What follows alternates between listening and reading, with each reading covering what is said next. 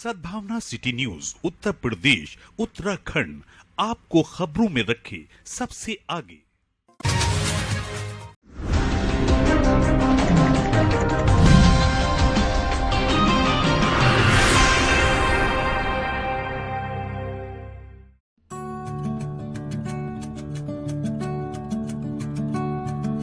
आगामी पर्व ईद मिलादुन नबी और गणेश चतुर्थी के मौके पर पंचायत भवन सभागार में पीस कमेटी की बैठक पंचायत सभागार में आयोजित हुई।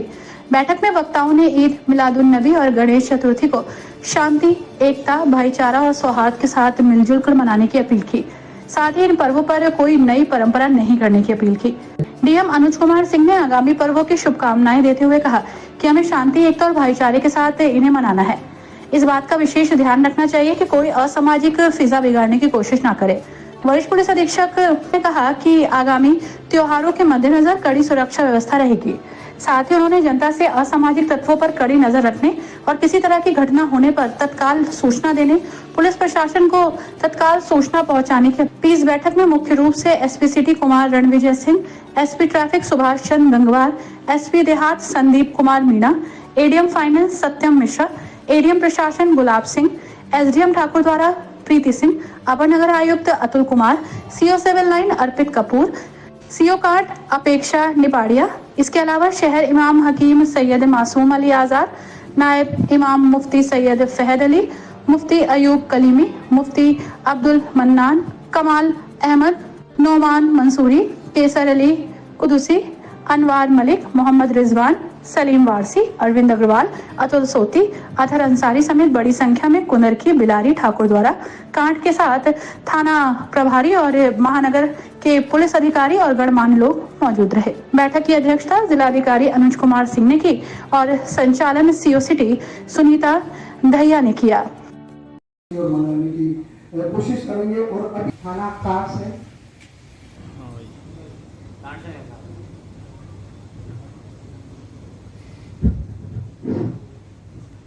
मोजिज डीएम साहब, गुरुद्वारा साहब, प्यारे साथियों, मैं कांड से ताल्लुक़ रखता हूँ। डॉक्टर सिराजुद्दीन अंसारी ताल्लुक़ है। हमारे यहाँ सिर्फ एक जुलूस होता, सॉरी करे और बच्चों को गलत रास्ते और हर मुसलमान चाहिए हमारा अमन का मुल्क है।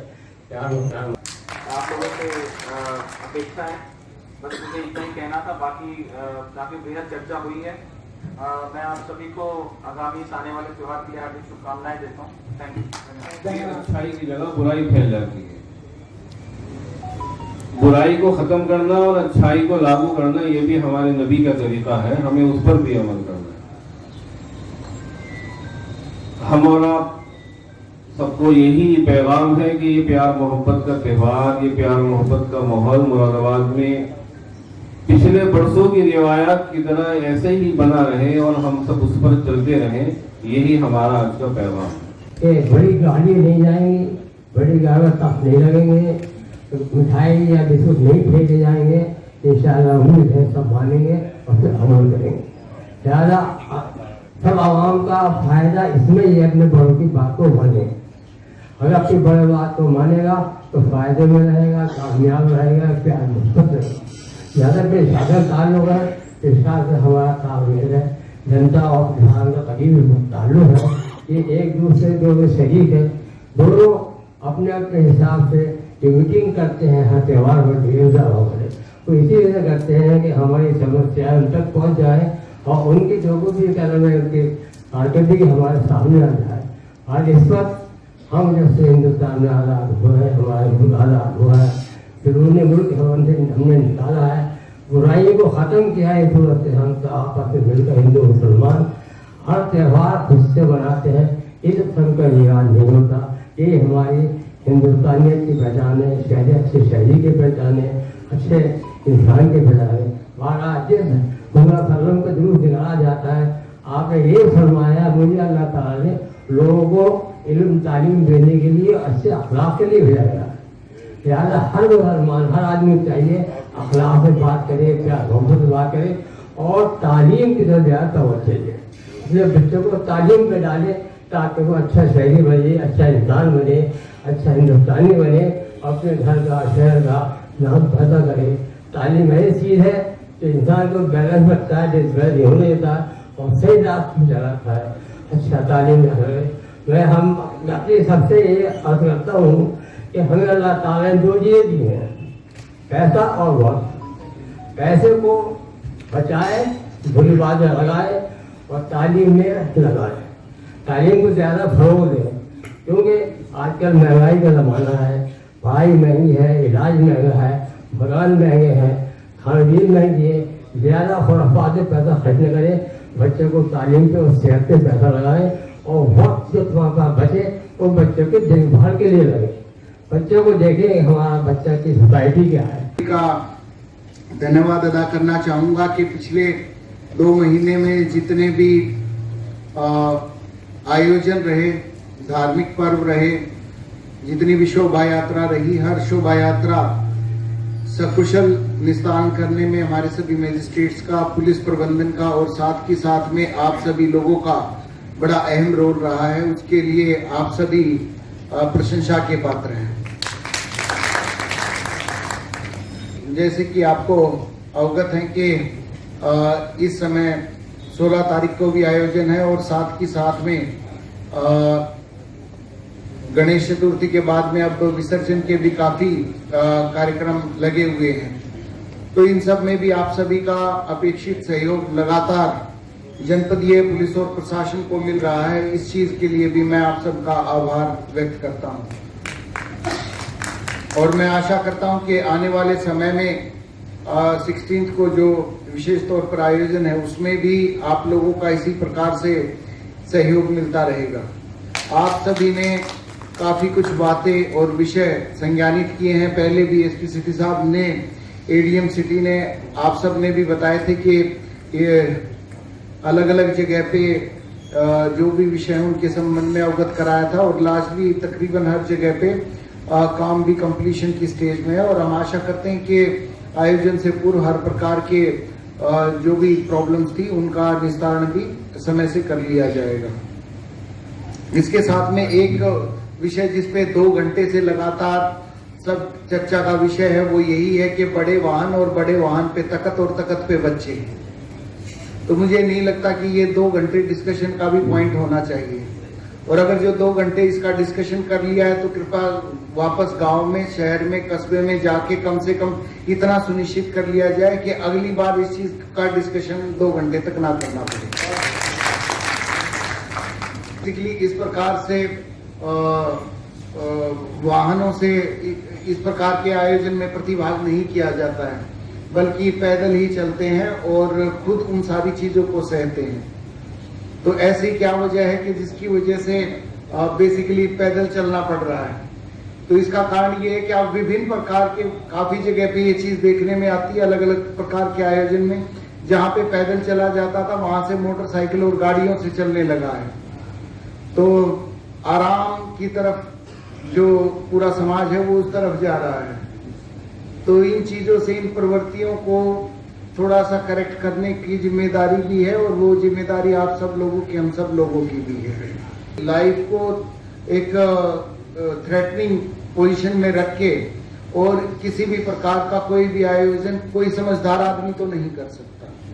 जो आदमी बड़ी गाड़ी लेके और वहां पे 50 आदमियों को बिठा के आगे चलता है और उसमें बिजली का करंट और अन्य प्रकार से वो गाड़ी पलट जाए तो कौन इसकी चीज की कौन जिम्मेदारी लेगा? उससे पूरा का पूरा आयोजन, और आयोजन से भी सबसे महत्वपूर्ण है उस आयोजन के माध्यम से आप समाज में मैसेज क्या देना चाहते हैं। ये सारी की सारी चीजें मैसेज और मैसेंजर के लिए ही हैं। तो लोगों को ना तो मैसेंजर को भूलना चाहिए ना मैसेज को भूलना चाहिए। दुख की बात यही है कि इन 2 चीजों को भूल के मैसेज को भी भूल चुके हैं और मैसेंजर को भी भूल चुके हैं और सारा का सारा फोकस एंटरटेनमेंट पे लोगों का बन जाता है। तो जिस उद्देश्य के साथ में 1951 में ये आयोजन शुरू किया गया था, हम सब लोगों का फोकस उसके उद्देश्य करेंगे कि सभी का समाधान, एक स्थायी समाधान हम लोग आपको दे सके, क्योंकि बरसात का मौसम में हो सकता है कि कुछ सड़क इत्यादि से संबंधित स्थायी समाधान ना हो, लेकिन त्योहार को देखते हुए और आयोजन को देखते हुए जो सबसे उच्चतम जो व्यवस्था होगी उसको हम लोग सुनिश्चित अवश्य करा लेंगे। मैं अभी पिछले वर्ष जो आयोजन हुआ था उससे संबंधित जो विवाद हुआ था या कहीं पे विवाद की स्थिति उत्पन्न हुई थी, मैं वो देख रहा था। तो सबसे अधिक गांठ थाने के अंतर्गत 5 जगहों पे छुटपुट विवाद के प्रकरण आए थे और सभी अन्य जो थाने थे शहर और आसपास के थाने थे और कुल मिला के 20-21 छोटे छोटे प्रकरण आए थे। लगभग सारे प्रकरण जो थे वो पारंपरिक जो मार्ग होते हैं या पारंपरिक जो पड़ाव होते हैं या पारंपरिक जो रूट होते हैं उसमें छुटपुट परिवर्तन को लेके ही हुए हैं। विवाद की स्थिति बनी है, काफी जद्दोजहद उसमें लिखा हुआ है कि हुआ है और फाइनली जो सही चीज थी वही हुआ। तो अच्छा ये होगा कि इन सभी प्रकरणों को और अन्य सभी बाकी जितने भी चीजें हैं, बाकी जितने भी आयोजन हैं उनमें भी कोई नई परंपरा डालने का प्रयास ना किया जाए और जो भी रूट है वो पहले से निर्धारित हो जाए जिससे कि किसी प्रकार का कोई विवाद की स्थिति ना बने। दूसरा, क्योंकि बरसात का मौसम है और कभी कभी जिस समय आयोजन हो रहा होता है उस समय भी बरसात की संभावना रहती है, तो उससे भी एक अव्यवस्था जैसा माहौल होने की संभावना बनी रहती है। तो उसका भी ध्यान रखा जाए क्योंकि छोटे छोटे बच्चे भी रहते हैं, बिजली के तार कहीं कहीं तो हो सकता है कि थोड़े नीचे हो तो ना ही कोई हादसा हो और अगर बरसात भी हो तो उसके लिए हम एज प्रशासन भी तैयार रहें और आप एज आयोजक भी उसकी पूरी तैयारी रखें और जो लोग इसमें आ रहे हैं उनको भी इस बात को लेकर वास्ता रहे कि अगर बरसात होता है तो किस प्रकार से इस कार्यक्रम में प्रतिभाग करना है, किस प्रकार से इस कार्यक्रम को आगे बढ़ाना है। जो अच्छा ये होगा कि अगर हम लोग उसकी पहले से एक अंदाजा लगा लें और एक व्यवस्था बन जाए कि किस प्रकार से किस रास्ते से आएंगे, उनको किधर खड़ा कराया जाएगा, तो एक जाम की स्थिति भी नहीं रहेगी, किसी को दिक्कत भी नहीं होगी और आयोजन भी बहुत अच्छा रहेगा। ये हम सुनिश्चित करा सकते हैं। दूसरा, जो ये चॉकलेट टॉफी बिस्किट बांटने की जो प्रथा है जिसको भीड़ के ऊपर फेंका जाता है उससे छोटे छोटे भगदड़ टाइप स्थिति मचने की संभावना रहती है। तो अच्छा ये होगा कि उस प्रकार से फेंकने के बजाय अगर उसको बांटने की अगर एक व्यवस्था बन जाए लोगों के हाथों में सीधे तो वो ज्यादा अच्छा रहेगा और वो अच्छे से वितरित भी हो जाएगा। इस पर विचार किया जा सकता है। हो सकता है कि पूर्णतः संभव ना हो, लेकिन थोड़ा हम वो जो बांटने की जो प्रथा है उसमें धीरे धीरे कम करके उसको व्यवस्थित रूप से एक तरीके से बांटने का इंतजाम वॉलंटियर्स के माध्यम से आप लोग के थ्रू ही करवाने के हम लोग विचार कर सकते हैं। और जो गाड़ियों पे जो तकत बांध के लाना और उससे हमारे जो बच्चे हैं उन्हीं की जान को जोखिम पे रखता है और अगर कोई एक गाड़ी भी अगर ये लाखों की भीड़ के बीच में पलट गई तो उससे जाने अनजाने में बहुत बड़ा हादसा होने की संभावना बनी रहती है।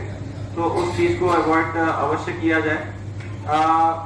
बाकी शराब की हट्टी बंद करने के लिए कुछ लोगों ने कहा वो अवश्य होगा, उसमें कहीं कोई दिक्कत नहीं है। बिजली ना कटने के संबंध में बात की गई तो पिछले वर्षों में बताया गया था कि उसको कुछ व्यवस्था बनाने के लिए ही किया गया था, बाकी नहीं तो बिजली बिल्कुल नहीं कटेगा।